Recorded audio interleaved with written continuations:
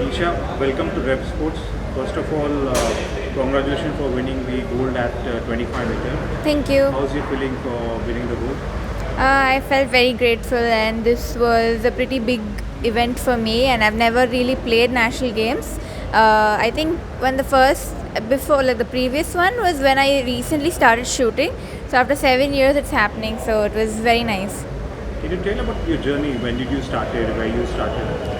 I started in Hyderabad.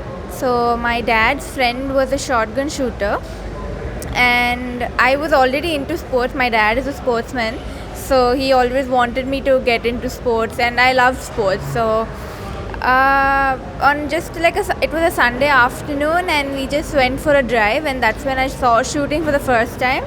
And there was no age bar that time, so he was like, "Why don't you join her?" So my dad took me to Gun for Glory by Gagan Narang, and that's how I started. So how long you been shooting now? I think 8 years. 8 years. Yeah. In 8 years, you became national champion. You also recently won a gold medal at the World Cup. So how do you see your progress overall? I wouldn't really count all the 8 years. I think the first couple years were like more like a hobby. I didn't take it much seriously.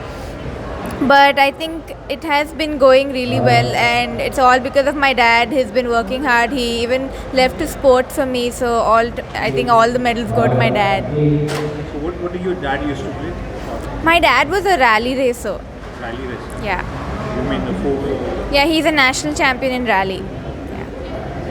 And when you come to the shooting range, when you're about to shoot, what goes in your mind? Like, what do you focus on? Well, every shooter has pressure. You can't ignore that. But I think how to accept that pressure is what tells more about the shooter. So I think you have to shoot with that pressure, and that's what makes the game.